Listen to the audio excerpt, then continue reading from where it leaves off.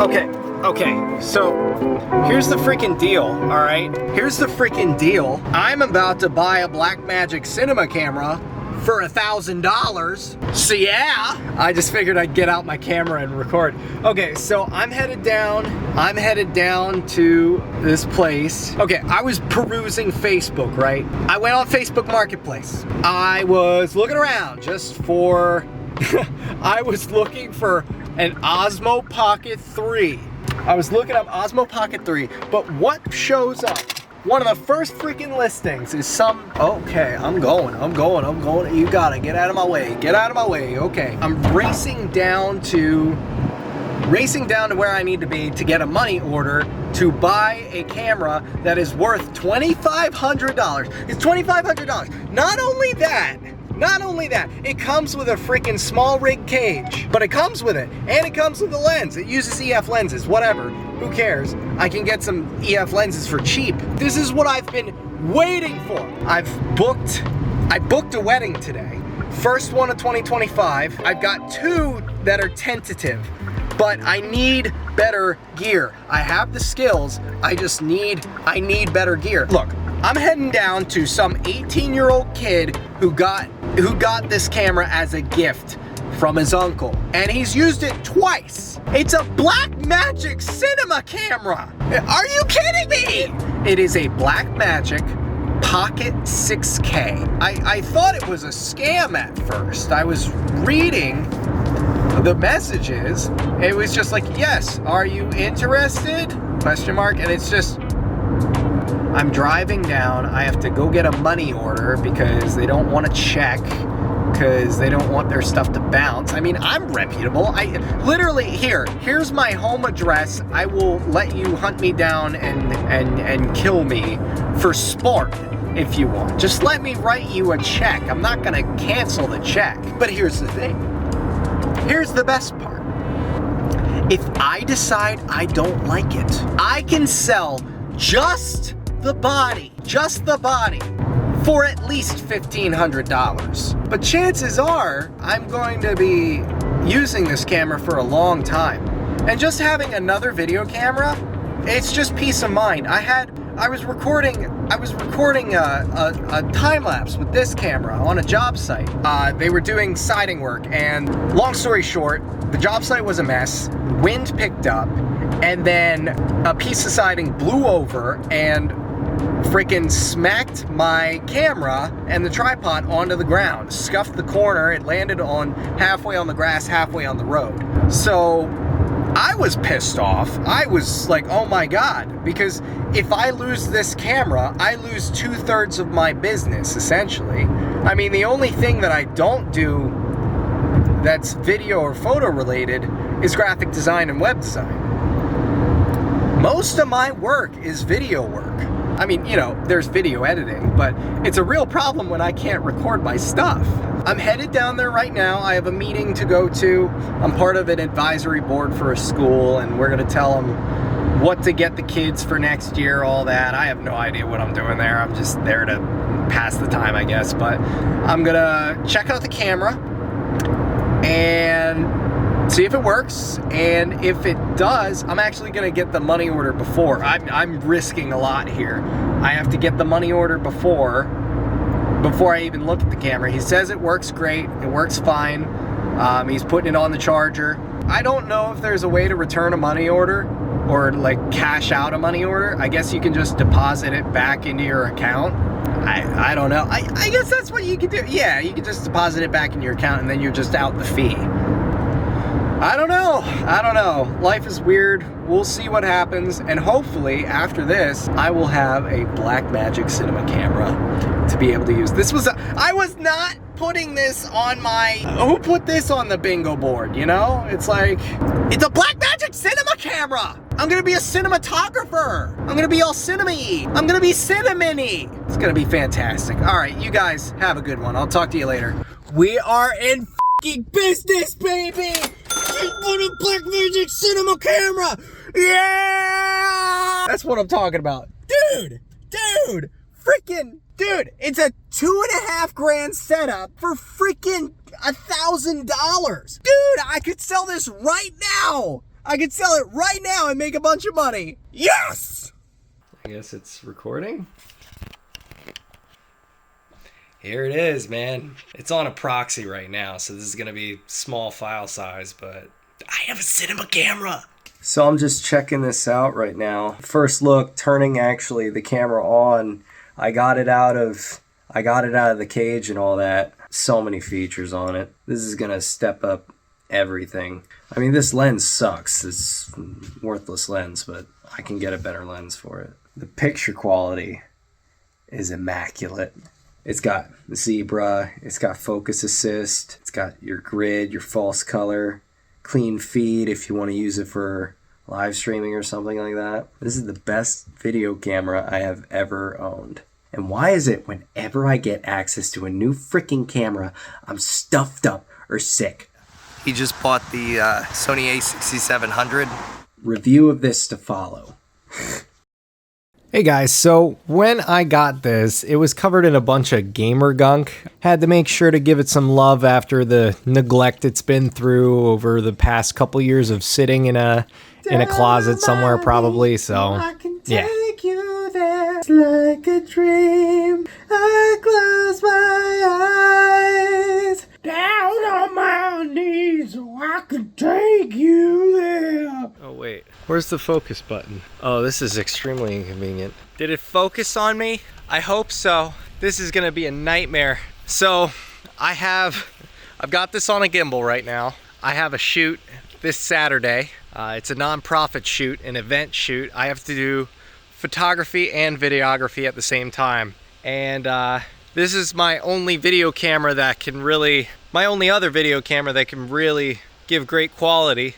My other one I'm gonna be using for photography. So yeah, we'll see how this goes. It's not like I'm covering the whole event, but it should work pretty well for little snippets. Obviously the battery life on this camera isn't great, but if need be, I can forget my gimbal. I wanted to set it up to just be able to go, wow, you know?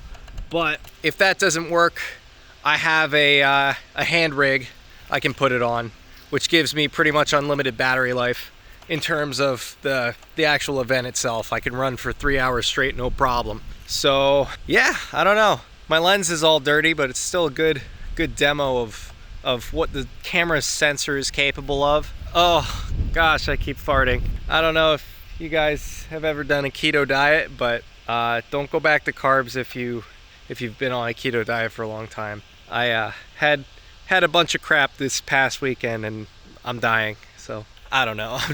I'm overthinking things. I always overthink things, but it should be good. This is the first time I'm actually putting this on like a professional stabilizer, something like that. I cannot find my cord. I have a little USB-C to USB-C cord that goes to my RS3 that I can't find because I'd like to use it for my my storage cord. Right now I've got like a longer cable taped up and it looks awful, but yeah, I don't know. This is crazy. This is quite the vlogging camera. I'll give it that. It's not meant for vlogging, obviously. So, all right. Yeah. Okay, so I just figured out that I just recorded this whole video without setting my audio to my microphone. So, well, that's a little embarrassing. Okay, so yeah. What do I think about the Blackmagic Pocket Cinema 6K? This is the 2019 model. I got it on Facebook Marketplace from a kid who was selling it for $1,000. Camera body, lens, camera cage, handle, this part, V-mount battery, and the SSD, all for $1,000. Yeah, I kind of had no choice. Kind of had absolutely no choice. So I bought it. If I don't like it, I'll just sell it. I'll sell it for more than I bought it for because it is worth a lot more than I bought it for. So what do I think about it? Well, it's the newest camera in my arsenal. I used to use my EOS R for all of my video stuff as well as my photo stuff. And I gotta say, it's very nice to have another camera that's dedicated for cinematography, video, and all that good stuff. There's obviously a lot of differences between the two. Some of them I like, some of them I don't, and I'll kind of go over the primary differences that I've seen and whether or not this camera is actually worth it in 2024/2025. We're at the end of 2024 right now, but so like I said, I got a bunch of stuff with this camera. It has a lot of great features. It has an amazing sensor. I look amazing. You can see every sweaty little pore on my face. So we'll start with the positives and we'll go to the negatives. The first positive is it's got an amazing sensor. It's got an amazing image. And this is just 1080p. I'm just shooting 1080p. So it's just got that amazing picture quality. Another plus is that I have amazing amounts of control over how the sensor is being used, flexibility over encoding options and different workflows. I can choose to use only part of the sensor. It's a 6K sensor, obviously. It's a Blackmagic 6K. If I use 5.7K sensor, which is the actual 1920 or the 16:9 crop of that sensor, because it can deliver the full 4K actual picture, 4096 by 2160. It can deliver that little bit extra on the top, or no, a little bit extra on the sides, sorry. So it can deliver a little bit extra on the sides. I can choose how much of the sensor I want to use. I cannot remember what I was gonna say. I don't know. I'm redoing this video because again, I was not recording. I got this DJI mic, lav mic for my DJI mic 2. The last video I made ruffled some feathers. It ruffled a little bit of it rustled everyone's jimmies. I got the lav mic. I need it for events, so I bought it. Really, what I just wanted to do was I just wanted to show the difference between a studio setup, like something that's absolutely pro, a studio XLR setup, the best of the best that you can get in a common professional setup, versus the sound that you can get with a prosumer microphone like the DJI Mic 2. But apparently a lot of people were ticked off saying, oh, you're comparing apples to pears, don't listen to this guy. It doesn't disprove my point. But anyways, I'll make another video reviewing it again with the actual lav mic. It sounds okay. I think it could still be a little bit better. I really want to get like a Tascam or a Sennheiser to directly compare it to what's actually pro audio. I get very... So that's that rant. But so here's another great thing about the actual particular model I got. I got the EF model, which is great because I have a lot of cheap EF lenses that I can throw on in a pinch, and I can use it in a number of different scenarios. I don't have a lot of money, so being able to throw on existing lenses that I have is really useful. And if I want to get other photography lenses for this camera, I can just get an RF converter, RF to EF converter. And then any lenses I get for this camera that use EF, I can also throw it on my cinema camera. So the cross compatibility is really great between Canon and Blackmagic. It's got active cooling in it, so the chances of it overheating are much less than something like this, where I'm hard limited to 30 minutes with this. So I can't really do much in terms of an event, if I have to cover a whole event or something like that and just straight record. I can't really do that with this. I can do like corporate content, I can do different social media content with this, but in terms of actually recording any meaningful length of time and editing it from one clip, it's not really possible with that camera. So now I have a camera that can actually do it, and do it well. I mean, the actual sensor on this is insane. The picture quality is beautiful. So first thing that kind of bothers me about this camera, obviously it's a 2019 model, so they re-released it in 2022 and they made some changes, some improvements, but the body style is kind of it's like, okay, it's got some issues. And calling it a pocket cinema camera, generally, when you call something a pocket cinema camera, you would expect to be able to put it in your pocket or something like that. Like an FX30, you can absolutely put it in your pocket. Even FX3, it might fill it up a bit. But I mean, this is way bigger than my full frame mirrorless camera. It just doesn't, there are way smaller cameras that are not called pocket cameras that actually have a cinema, you know, a cinema line of features. But the body style is weird. It's really long. I have a hard time putting it on my RS3. I tried to balance it, and I managed to get it in the right place, but it definitely requires some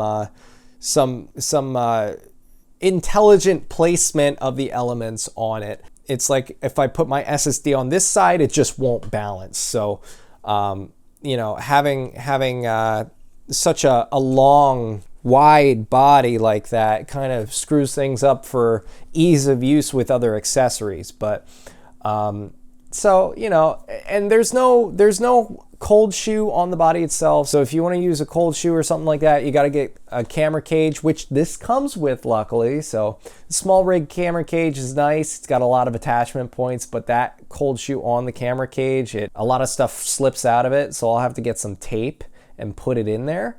But, you know, it is what it is. It's fine. So that's just another little gripe of mine.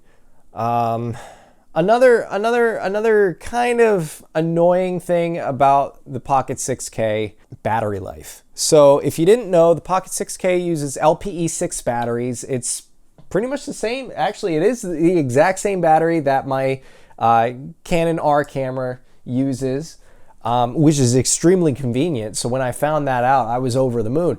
But the thing is, the battery life on this camera when recording at full 4K is probably only about 20 minutes, which can be an issue having to constantly swap out batteries. Luckily, I do have a V-mount and V-mount battery that has 95 watt hours, so it can record 3 or 4 hours of footage, no problem, with no issues when this is plugged in. Unfortunately, there are plenty of scenarios where I just can't use this, like when it's on a tripod. My tripod is cheap as shit, so I don't actually have the ability to attach it anywhere. I'm gonna end up having to purchase a lot of different accessories for this. It is what it is, you know, it is what it is. So another minus on here is one thing I really like having with my photography camera is the articulating screen. And I don't know if the updated models of this have that, but this model does not. Having a, you know, it has this really nice big screen on the back that I can see all the details crisply and cleanly. If that screen could come out, swivel, and just, I wouldn't even need to get a monitor. So I really wish it had that, but I'm a beggar, not a chooser. So I'm not gonna gripe too much about that. But in the future, I'll definitely have to get a monitor for this to be able to see, you know, see what's going on and be able to face it towards me and all that. So yeah, actually I recorded this a little bit ago, but I had my lens out way too wide. You could see all the mess in my room. My room is a mess right now. I've got stuff everywhere, just photo equipment. I'm getting ready for an event shoot this weekend. I'm doing a nonprofit ALS event, which I'm doing photo and video for. So that's going to be interesting, considering I don't really have the accessories I'd like to have for this. But that leads me to my point of my biggest gripe with this, or my biggest complaint with the Pocket 6K. And I don't know if this is the case for the 2022 re-release of it or the 6K Pro, but this camera does not have a modern autofocus. It has a back button focus, which when I'm using my RS3 and I have to reach up to the camera and press it because there's no actual other way to trigger it other than that, or buy like a DJI Focus Pro motor, something like that. It's really almost as useless as just having a manual focus lens, because whether I'm hitting the button or I'm actually turning the lens, you know, manually, it's like, yeah, it helps to get my shot. Like it racks focus accurately and it gets on there. But if it's not, I mean, if I can't have it do it hands-free, then it's just kind of inconvenient. Like I wouldn't be able to hand this off to an assistant or anything like that, just because I know they would have to contend with that. So that would be my biggest gripe with this camera, is that it doesn't have a modern autofocus, though there is a hidden plus in that. Where modern autofocuses fail, the back button focus is actually really convenient, because a lot of focus breathing can happen when modern autofocuses kind of lose track of what the subject is. So it'll kind of, you know, rack back and forth to try and find the focus again until it finds something it can lock onto. With this, I get my focus and then it's there. And then it doesn't change until I hit that button again, which is actually really convenient for things like, you know, event ceremonies or speakers where you're just on a tripod recording a subject and you know that focus point isn't going to move. So, you know, yes, it's inconvenient in some ways, but it offers you extra reassurance that that's not going to screw up when you have your focus on. So that's my biggest point about that. So yeah, I think I covered everything. I don't know. I said all this already, so I'm like trying to re-say everything because I recorded this whole video and I didn't fucking set the audio properly, and I was showing my entire room. So, but anyways, if you guys, I don't know how big of a nerd you guys are, but cinematography is a whole new world for me. I've been kind of trained in general videography, general photography, just kind of, you know, it's just like general knowledge about the whole sphere. So I've done everything from social media content to corporate content, stuff like that. This is kind of new for me. So if you guys have any, if you guys, you know, have a Blackmagic 6K, or if you have any helpful tips for gear I should get for this to make my life easier, to make more money with it, to be more effective, feel free to let me know. You know, it's definitely going to be nice learning about cinematography more, having an actual cinema camera that can record as long as I need to, that has the actual specs to do whatever I need hardware wise. Oh, well, anyways, I guess, I don't know. Was it worth it? Do you guys think that spending $1,000 on this particular camera is worth it? Did I get scammed? Did I get my ass handed to me? Should I have gone with something else, like spent the extra money and just gotten an FX30 or an A6700 or something with, you know, I don't know. I mean, you know, overall, the camera itself, it beats anything picture quality wise I've been able to do with this so far, even with a crappy lens. I'll have to invest in some cinema lenses or just a daily driver lens that's really nice. That can go on here, stay on here, has, you know, is able to be used in any number of situations, and just really make this camera as versatile as possible. So if you guys have any suggestions for that, let me know. But yeah, I'm gonna have to follow up with you guys on this camera because it's a big decision. It was a big, you know, it was a big opportunity that I really couldn't say no to, and you know, I'm kind of just flying by the seat of my pants here. But I am. You know, I'm gonna see where things take me with it. But if you guys like this video, make sure to like and subscribe. I'll see you guys next time. Sorry I haven't made much content recently. I've been busy with a lot of video editing and different projects for clients, so things are picking up. But I don't know. I'll try and get more content out to you guys soon. I want to talk about this lav mic and others like it, all that. I want to do another video on some of the gear I've got coming in. I like doing gear reviews, so I hope I can do more. See you guys.